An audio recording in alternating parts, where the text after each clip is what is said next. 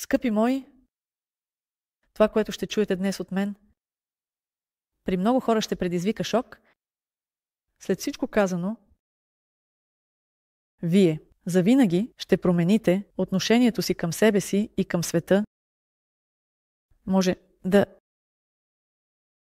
ще се разрушите като личност, за да се родят отново.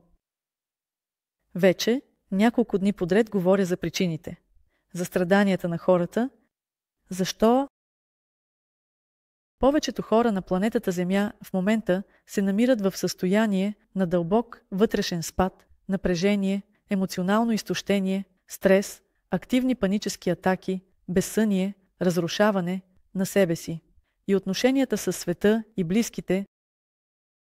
Защо? Всеки от нас подлежи на едно или друго. Външни процеси, които предизвикват у нас постоянни процеси, напрежения, емоционално изтощение и невероятно вътрешно свиване. Има няколко причини за това. Причина номер 1. Това е какво? Това, което наричаме еволюция. Това, заради което всичко в нашата Вселена съществува, и за това говорих в предишния материал, който настоятелно ви препоръчвам да гледате. Там ще разберете истинските причини. Вашите житейски проблеми и неуредици, вашите трудности със здравето, отношенията и парите. Второто нещо е, че в момента сме в много специален период. Време е колосален трансформации на външен и вътрешен план. Когато всичко се променя, какво знаехме някога, и то се променя стремително. Може да се каже, че до този момент всичко, което се случваше по отношение на промените, COVID и всичко, което последва след това, беше само цветенца. Напред са 3 месеца горски плодове, които всеки от нас ще пожъне, като плодове на своята карма, плодове на своето мироглед, плодове на предишните си жизнени усилия. Какъв е този период, също говорих в един от последните си предавания. Ще оставя линк към него и към предишния материал, за който току-що говорих, в описанието. След този видеоклип, мисля, че ще искате да ги гледате. Да, и ви препоръчвам да го направите, просто защото така поне ще започнете да разбирате какво се случва, а това означава, че ще можете да направите нещо с това. Но сега нека се върнем към темата на нашата среща и да поговорим за това, което, както вече казах, ще предизвика у вас състояние на шок, може би съпротива, може би недоумение. Но от друга страна ще ви открие истинското налети лице, истинната природа на вашето аз, с което настоятелно ви препоръчвам да се запознаете. Ами преди ще започна разказа си. Моля, подкрепете това видео с лайк и напишете в коментарите, запознати ли сте с вашето истинско аз. Ако сте запознати, какво знаете за него? Моля, направете това. Преди да започна своя монолог, за да можете да оцените точка А, в която се намирате в момента, т.е. в момента, в който започвате да гледате този материал, и след това точка Б, в която ще влезете докато научавате това, което сега ще ви разкажа. Поставете на пауза това видео, направете това, за което ви моля, и ние ще започнем процес, вашето прераждане, а по-точно запознаването с вашето истинско аз, което ще ви разтърси до дълбините на душата.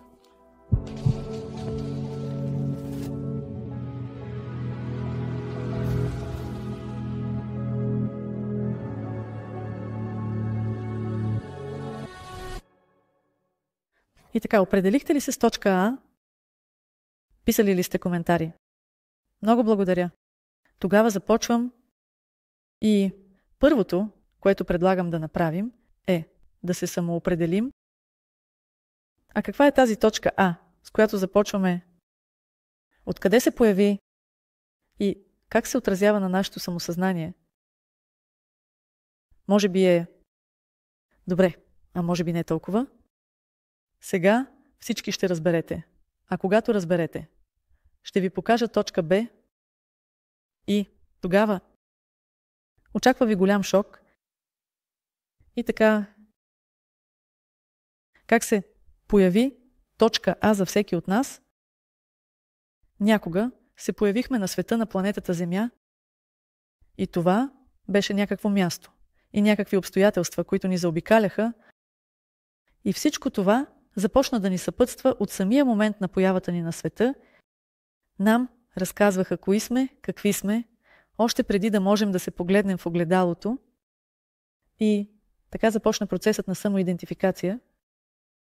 Той се утвърди в момента, когато, гледайки в огледалото, изведнъж разбирахме, че аз е това малко същество, което се намира срещу нас в отражението, и ден след ден, от случай до случай, това се утвърдеше в нашето подсъзнание. Като единствена форма на разбиране, аз не е човешка форма, която в нашето съзнание се възприемаше много плоско, така да се каже, двумерно, просто като обложка, просто като някакъв вид отвън, който наблюдавахме, гледайки себе си в огледалото. След това, когато отидохме на училище, нашето мироглед малко се разшири. Оказа се, че вътре в нашето тяло има кости и мускули, има органи и кръв и още много интересни биологични процеси, с които се запознавахме повърхностно, защото не много разбирахме защо ни е нужно това знание и още по-малко разбирахме как бихме могли да разпоредим с това знание. И след като завършихме образователна институция, наречена училище, ние излязохме в света с много плоско знание за себе си, с повърхностно ограничено знание, и бих казала, че е невъзможно. А знаете ли защо? Защото ако считам себе си буквално просто за обвивка на нещо, просто за някаква форма, която е ограничена от своя род, от социалните възможности, които са ми дадени от раждането, и от другите неща, които ме заобикалят като факт на принадлежност, то това вече става моята съдба, сякаш съм стол или маса или машина, която някой експлоатира за свои цели и интереси, и се експлоатира нашето. Аз, нашите биологични форми, 3D матрицата, все пак това беше тя. Програмирани от раждането, като засилва всички модели на поведение, от това кои сме ние, до това какво трябва да правим всеки момент от времето, докато живеем на планетата Земя. Ами знаете, вие сте се родили, кръстили сте, пораснали сте, оженили сте се, посадили сте дърво, построили сте къща, родили сте деца, отгледали сте ги и сте сложили край на живота си, защото сте изпълнили социалната програма на живота. Но тъй като ние, първо и най-важно, духовни същества, дойде още момента, в който започнахме да си задаваме въпроси: а наистина ли аз съм тази форма, която играе в чужди игри, изпълнява чужда роля? Освен това, която изобщо не разбира своята същност и не осъзнава своите невероятни вътрешни и външни възможности. И когато ние започваме да си задаваме този въпрос, започват да ни идват отговори. Ако гледате това видео, то със сигурност вие вече сте си задали въпроса: а кой всъщност сте вие? И къде започват вашите възможности и къде свършват? И най-важното, как можете да се разпореждате с тях, за да промените живота си, който все още не е толкова прост. И сега ще тръгнем в тази посока и ще разширим нашето аз до много високи граници. Но за това ни е нужно да се разберем с тази форма, която наричаме аз. И така, ние възприемаме своето аз като някаква форма, монолитна и еднозначна аз е моето тяло. То живее. Човешки живот и го живее, така сякаш иска да живее, както искам, така и живея, казват много хора, но всъщност никой и никога не живее така, както иска, защото от една страна неговия живот управляват инстинктите на поведението, заложени в аватара на нивото на рептилния ум, на бозайниците и ума на висшите примати, където рептилията казва «Стой, замри, бягай». Бозайникът се грижи за продължаването на рода, охранява територията, грижи се за потомството, а маймуната се занимава с общността, изследването една след друга. При нас така е прието. А второто е цялата тази програма на поведение. Отношението към живота, ценностите и стремежите, които са ни заложени до 3-та година от живота, няма никакво аз, което да иска това, което ни предлага маркетингът и стереотипните програми за продължаване. На поведенческите умения, които някога бяха заложени от нашите родители и наставници, които ни придружаваха през целия ни живот на всеки етап, всъщност никога не сме живели живот, който наистина бихме искали да живеем. Защото всяко усилие в друга посока в 3D матрицата се възприема като бягство. Знаете, стъпка надясно, стъпка наляво, бягство. Скок нагоре, опит да избягаш. И така беше много дълго. Докато не настъпят времена на промени, докато в мрежата не започнаха да се появяват различен характер, идеи за това, че ние не сме само физически тела, а и души, които са въплатени в тези тела и преживяват един от своите безкрайни животи, за да получават своите духовни уроци и опити. И сега голям брой хора се втурнаха да проучат този въпрос. И в нещо ние с вас постигнахме успех, но до сега все още сме под огромното влияние на патерните на поведение и инстинктите на аватара и ние много страдаме от това. Ние се разболяваме и се разпадаме.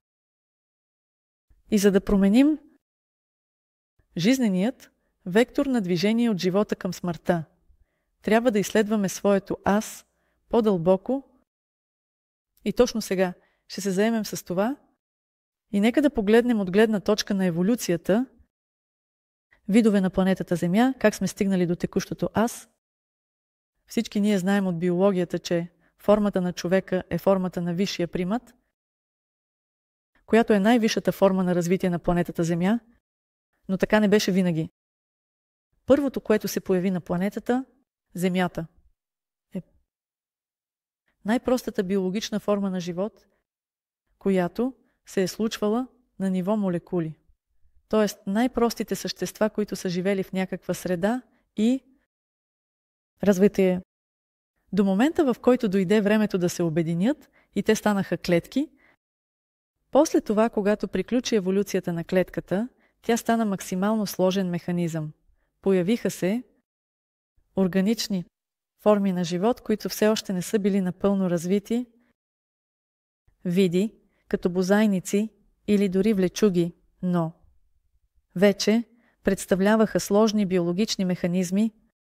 След това имаше различни биологични видове, както вече казах, влечуги, бозайници, и след това се появи човекът. Затова, когато говорим аз съм форма, аз съм човек, имаме предвид, че нашето аз включва следните аспекти. Форма, която се състои от органи и тъкани. Ниво точка номер 1. Това, което виждаме отвън, е това, което наричаме аз човек. Когато се задълбочим в органите и тъканите, виждаме клетки, които сами по себе си, находящи се вътре в нашия организъм, водят доста сложен и активен живот. Учените доказаха, че сложността на работата на всяка клетка е сравнима с огромен мегаполис, например като Москва. Всяка клетка също така се състои от органели, от органи, които сами по себе си се състоят от молекули. Молекулите от своя страна се състоят от атоми. Атомите се състоят от кварки или кванти, т.е. от най-малките частици, а кварките и кванти се състоят от енергийни квантови Даудж полета. И ако сега увеличим пръстчето си 100 милиона пъти, ще видим празнота.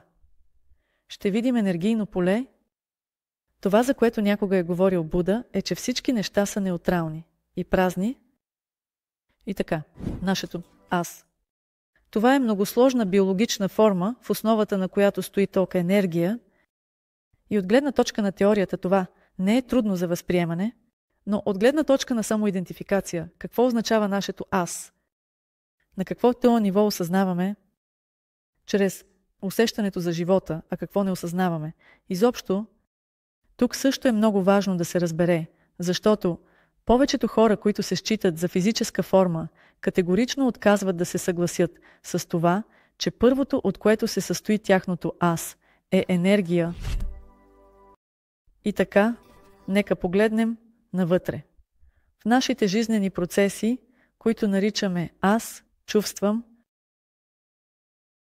как става това на ниво самоидентификация, когато вътре в себе си чувствам гняв и раздразнение, злоба и агресия, напрежение и други негативни емоции или обратно радост, вдъхновение, как изглежда.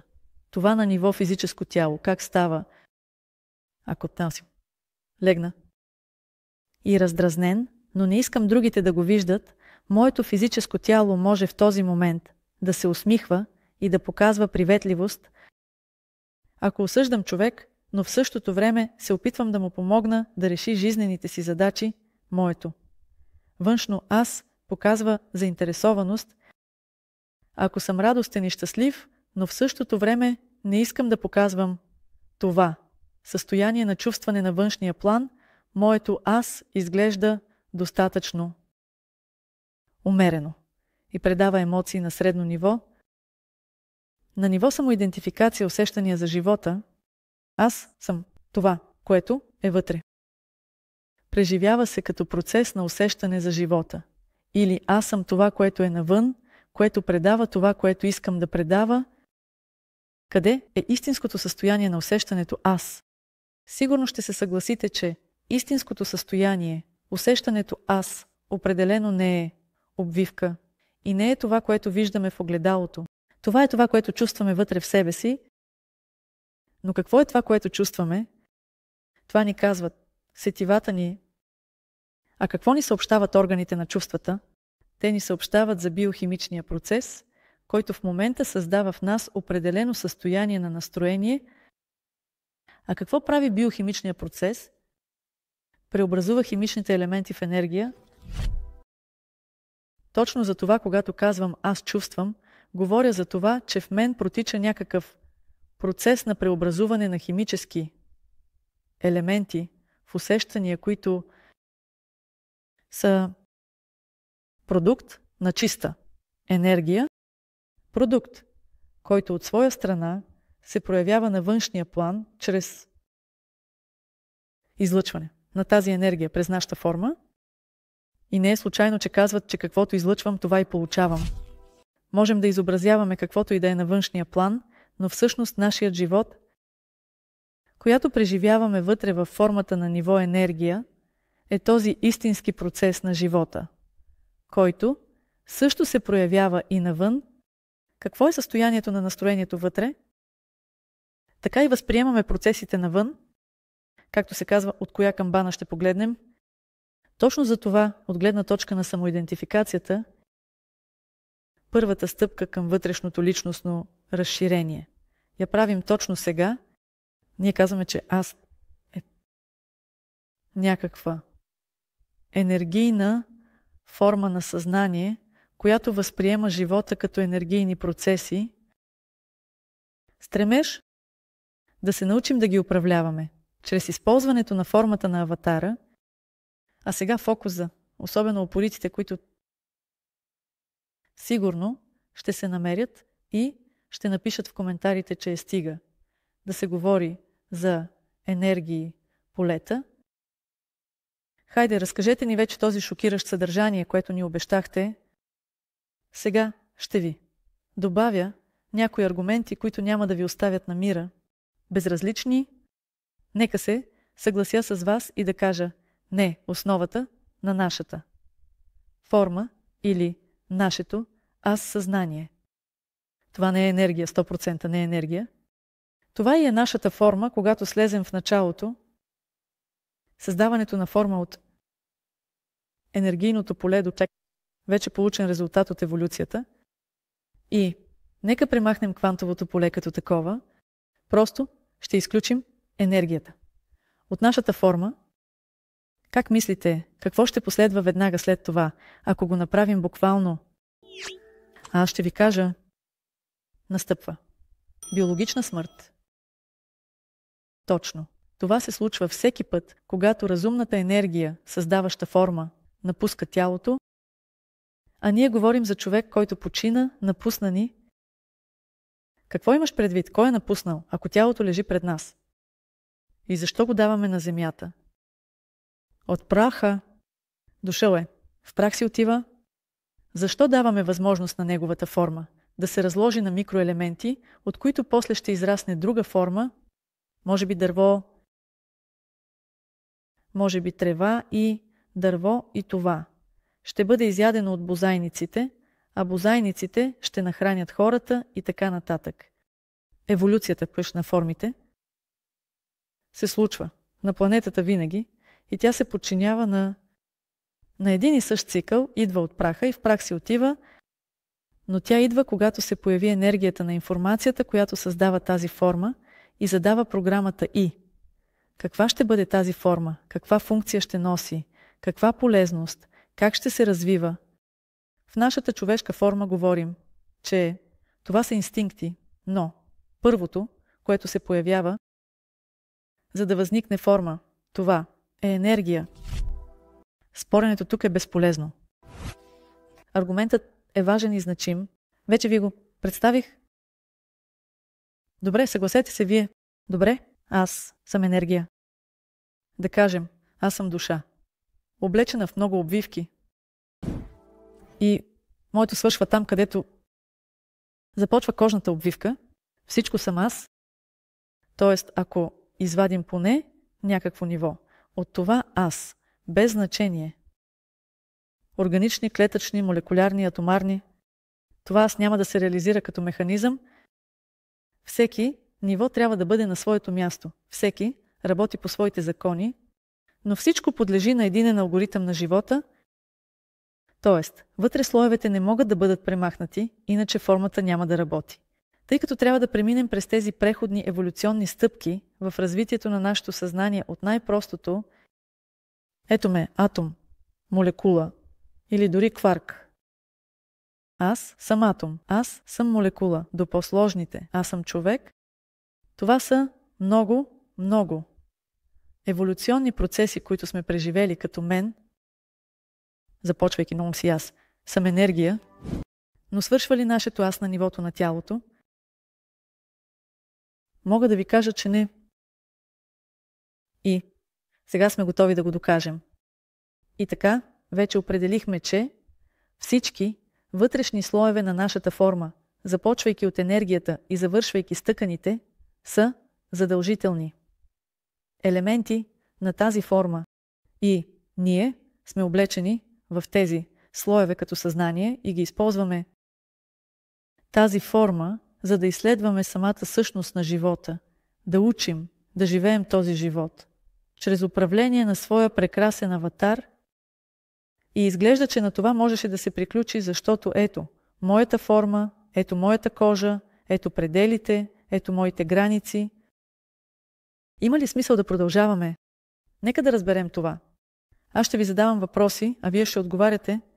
Добре, кажете, моля, може ли човешкото тяло да съществува извън граници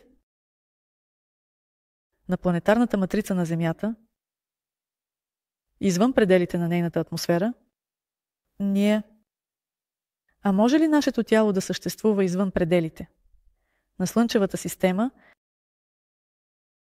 или галактически ръкав, или галактики, или Вселената? Можем ли да изключим поне един от тези слоеве, предполагайки, че нямаме никаква връзка с него? Уверена, че всеки разумен човек ще каже не. Това е невъзможно, защото ако бъде изключен поне един производствен слой, цялата система ще се срути. И тук отново се връщам към въпроса, а къде започва и свършва нашето аз? И какво е това квантово поле, което е причината за създаването на нашата форма? И къде е крайната обвивка на тази форма, която можем да използваме по свое усмотрение, ако всичко е наред с самоопределението ни и с разбирането как протича животът? На изток има понятие трансцендентно съзнание. Това понятие точно включва самата идея, че ние сме енергия и всички обвивки, които ни заобикалят, започвайки от кварковете, квантите, атомите. И завършвайки с пределите на Вселената, това е нашето аз. Друг е въпросът на какво ниво.